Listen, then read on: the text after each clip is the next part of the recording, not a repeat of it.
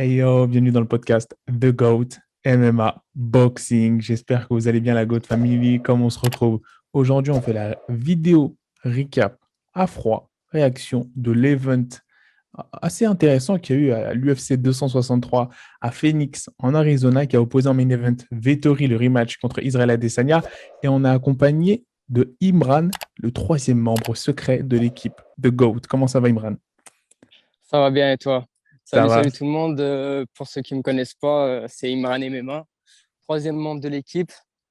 Je tourne pour la première fois la vidéo et Soyez, merci à Sigma de m'avoir invité. C'est normal, c'est normal. Bah oui, parce que à la base, c'est le CM, c'est celui qui gère magnifiquement le CM sur Twitter et Instagram. Et du coup, on s'est dit, bah pourquoi pas aussi apparaître dans une vidéo. Bon, là, il n'y a pas forcément la vidéo, mais au moins il y a le son, mais au moins ça va lui permettre de donner son avis. Et il y en a beaucoup qui l'ont demandé en vidéo, du coup, c'est fait. Voilà. Donc là, Exactement. le premier sujet, Imran, c'est Fares Ziam. En effet, du coup, sa victoire par Ouais, majority exactement. decision. Donc, on a vu qu'il y avait des gens qui n'étaient pas très satisfaits de cette victoire-là. Est-ce que tu peux nous en parler un peu? Bah, je trouve que sur les réseaux sociaux, on a beaucoup dit que Faresiam avait une mauvaise performance. Ils voulaient voir des KO, des finitions, tout ça, mais je trouve qu'ils sont un peu durs. Ouais, Faresiam, c'est quelqu'un, il vient de commencer à l'UFC dans la clairement. catégorie lightweight, qui n'est pas une catégorie facile pour moi, même la plus difficile de l'UFC. Et il a que 24 ans. Pour moi, il est un peu jeune encore. Il va avoir de l'expérience avec le temps. Et en face de lui, dans son dernier combat, il avait un black belt BJJ. Et lui, c'est un kickboxer. C'est Et ça. c'est très, très opposition de style, très, très différent. Donc, pour moi, Paresiam a géré ce combat sur les défenses de takedown, sur la boxe. Il a réussi à tenir le combat debout. C'est ça. Et C'est pour ça, moi, hein. c'est une performance qui a félicité. Ben, bien sûr, parce qu'on a vu que le mec, malgré le fait que c'était un BJJ Black Belt, sur les derniers rounds, il a appliqué une très grosse pression en striking, hein. Surtout, faut pas oublier, hein. C'est C'est ça ça, qui a un peu c'est ça, chamboulé Fares, hein. c'est Sachant ça. que Fares, Je, oui, je euh, t'écoute, je t'écoute. ouais, Fares, sur les deux premiers rounds, il a un jab chirurgical, hein, qui a complètement neutralisé Luigi Vendramini. Un jab chirurgical qui C'est ça. a enseigné dans toutes les écoles de kickboxing. J'avais envie de lui dire, fais le jab pendant 3 rounds. Te casse même pas la tête avec à envoyer d'autres techniques. C'est ça.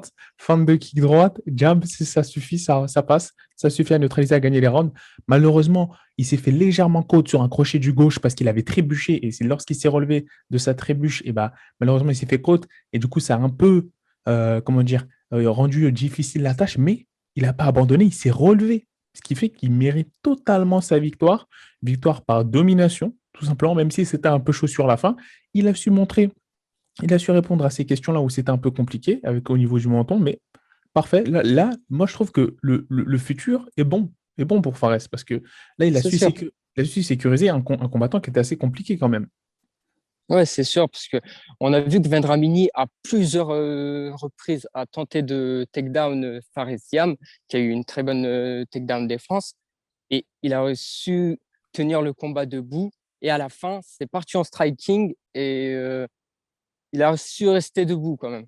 C'est ça, exactement, exactement. Et donc alors attendez, je vais baisser un peu le. Non, c'est bon, parfait. Voilà. Alors ce qui est intéressant, c'est que maintenant, Faresiam, pour lui, la suite, il m'avait parlé de Bobby Green, plusieurs choses. On va essayer de réavoir une interview avec lui pour voir en détail quelle va être la suite, sachant que maintenant, ça peut être un accélérateur, même si on sait qu'on cherche des chaos souvent dans les débuts pour accélérer sa carrière. Lui, il a dit, il s'est vu d'ici 2 ans à peu près dans le top 10. Et là, pour le coup, en sécurisant des wins comme ça, c'est plutôt bien parti. Il peut avoir, on va dire, lui, c'est pas un sprint, c'est vraiment un marathon. L'UFC. On voit encore Charles Oliveira, hein. Charles Oliveira, c'est l'épreuve même que c'est un marathon. Et là, pour l'instant, il avance de manière sécurisée pour vraiment se créer un trou de manière sereine à l'UFC et c'est bien parti pour ça. Donc moi, je pense que Mhm. Faraziam, moi, personnellement, chez The GOAT, je suis satisfait de la performance. Toi, au final, Imran, tu es satisfait?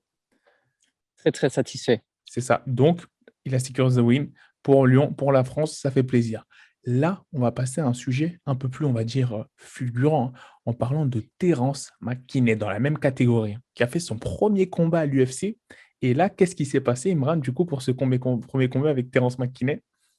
Terence McKinney, pour revenir avant ce combat-là, Terence McKinney avait eu une chance au Dana White Contender Series.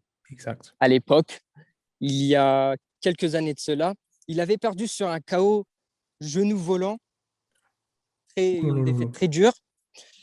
Il est revenu ensuite avec 3 finitions dans d'autres organisations, 3 finitions en premier round en seulement 3 combats. Ça a dû durer 4 minutes au total.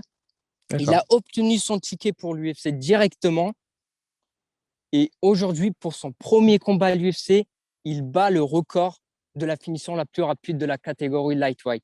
C'est énorme. Attends, ça en combien? 7, 8 secondes, 8 secondes, 7 secondes? C'est quoi qu'il a 7, fait? 7 secondes. Il a lâché un Exactement 7 secondes. droite-gauche. Il a éteint son adversaire. Premier combat à l'UFC. À l'UFC, c'est remarquable. Énorme, énorme. C'est un Non, jeune vraiment, qui c'est fou. promet pour l'avenir et c'est très bien.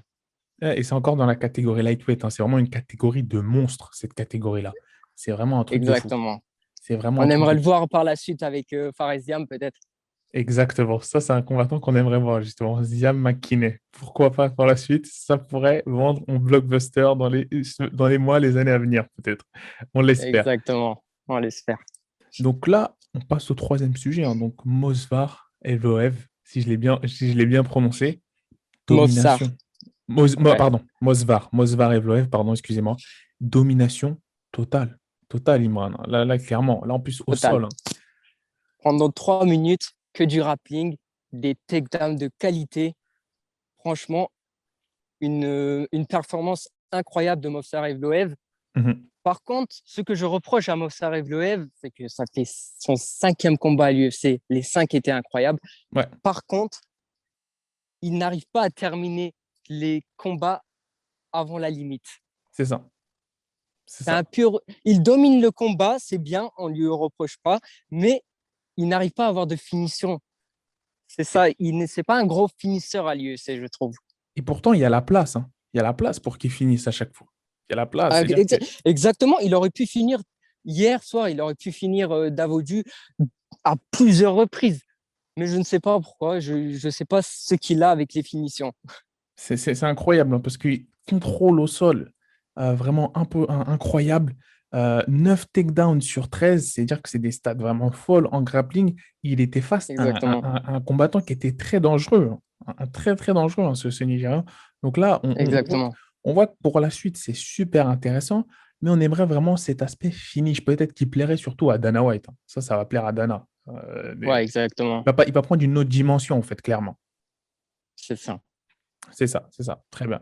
Bah, Voilà. voilà. Du coup, avant de poursuivre, j'ai oublié et je devais annoncer justement le gagnant du GOAT d'or, donc ce petit concours de pronostics que j'avais mis dans la vidéo juste avant commentaire, et c'est Elias KDZ, KD, qui justement a eu un pronostic parfait en termes de victoire, qui avait pronostiqué justement, euh, alors, très dur. Alors, il avait pronostiqué Leon Edwards, totale domination sur Nate Diaz. Bon, c'était pas une totale domination parce on va y venir, mais il a eu la victoire. Ensuite, il avait pronostiqué Adesanya et il avait pronostiqué Moreno. Donc, chapeau, c'est le seul dans les commentaires qui a pronostiqué un 3 sur 3 en termes de résultats. Donc, Elias KDZ qui obtient ce God d'or pour cette première édition. Donc, voilà. Et tu auras en récompense la possibilité de poser ta question au prochain combattant professionnel qu'on va afficher sur la chaîne. Tu pourras on la mettra dans la partie communauté et tu mettras en commentaire la question que tu veux poser et on la posera pour toi spécialement. Sur ce, on passe à la suite. Et là, clairement, on peut passer à un combat qui m'a, moi, choqué. Choqué. Clairement, c'est Craig Jamal Hill avec une prestation en jiu-jitsu qui était remarquable, Imran. Remarquable. Exactement. C'était très, très bien joué, très rapide comme performance. Il a tiré la garde aussitôt dans le combat. Il a cassé le bras de son adversaire. De quoi finir le combat avec un gros bonus. Il l'avait mérité. Et Paul Craig, c'est un bonus tous les 2 combats. C'est incroyable. C'est remarquable. Mais après, là, j'avoue que l'arbitre n'y est pas pour rien parce que j'ai revu les images après et j'ai vu qu'en fait, Jamal, il avait tapé. C'est ça qui est fou. Mais l'arbitre n'avait pas vu.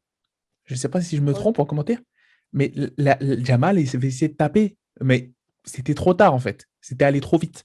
Et comme il était placé dans un mauvais angle de soumission, parce qu'en fait, il a fait sa transition trop rapidement, Paul Craig, l'arbitre n'a pas vu, le mal était déjà fait. Le mal était déjà fait. Et du coup, ça allait tellement vite dans la transition que bah, le bras était déjà plus là. Et ensuite, après, bah, qu'est-ce que tu veux faire quand tu te fais enchaîner aussi rapidement? Non, c'était vraiment remarquable. Paul Craig, très dangereux et à observer de très près dans cette catégorie, la heavyweight. De très, très près. Exactement. Exactement. Donc là, on arrive à notre sixième sujet, hein. Diaz versus Edward. Donc un show absolu. Absolu, hein. Tu peux nous en Le parler, plus Imran? intéressant même. C'était, à vrai dire, c'était une circulation à sens unique pour Mais c'est Leon ça, Edwards. c'est ça. Nate Diaz était là, il faisait le show. Pour Mhm. moi, il faisait le show. Edwards, comme j'ai dit, c'était une circulation à sens unique. Et voilà.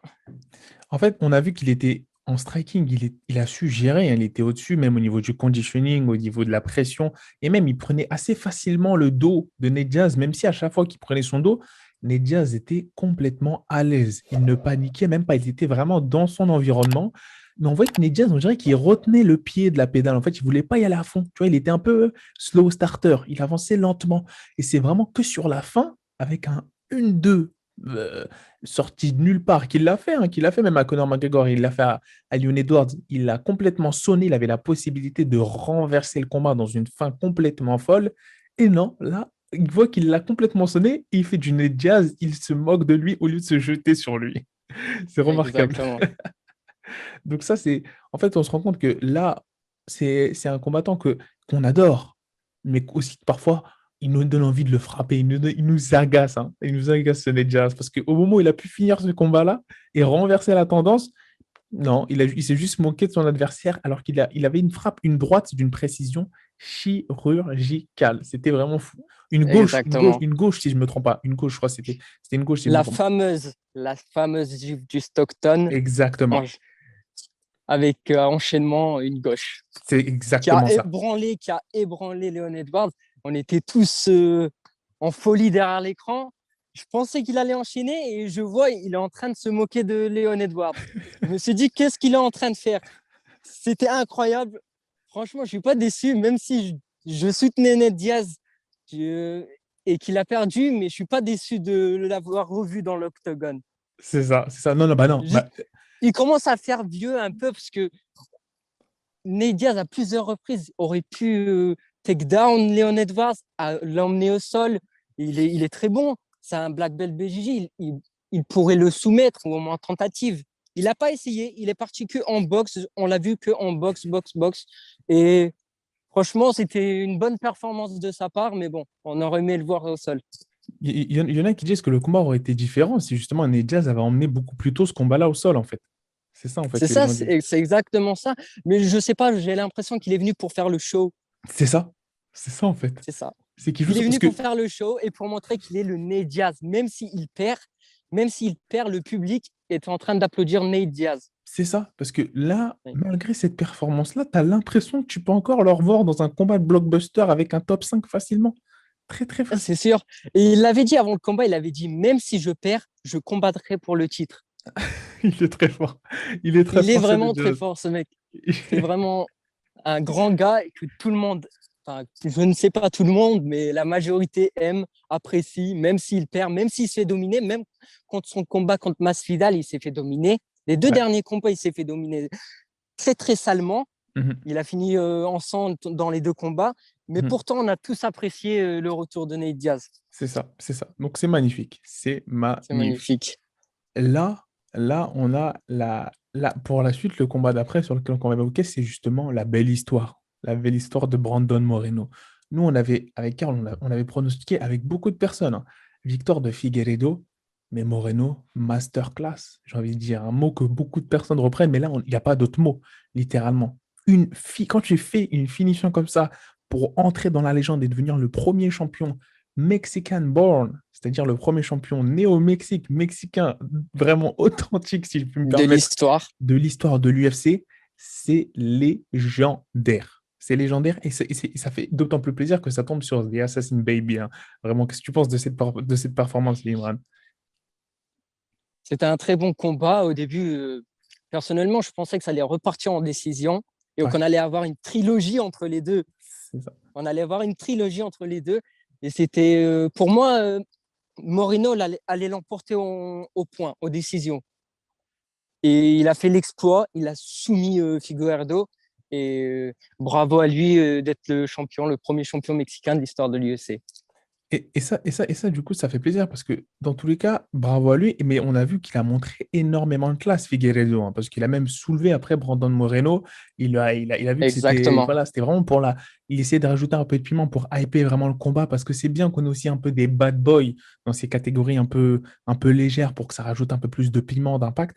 Et moi, ça ne me dérangerait pas hein, de voir Figueiredo d'ici un ou deux combats, ou même une belle, pourquoi pas, parce que il est toujours au top niveau, hein. On va pas se mentir. Figueiredo, il est toujours dans le top 5, top 3 de cette catégorie-là. Ça, c'est sûr et certain. exactement. Il y a d'autres killers Mais qui je arrivent derrière. pense, mais je pense que Askar Askarov va avoir sa chance au titre avant Bien la sûr, trilogie. bien sûr, Ça. bien sûr. Bien sûr, ça, ce sera intéressant de donner là. Justement, voilà, c'est ce que j'allais dire. Il y a d'autres killers qui arrivent derrière et il faut leur donner la chance. Ça, c'est très, très, très important. Parce que là, Exactement. la catégorie, les catégories en dessous deviennent super intéressantes.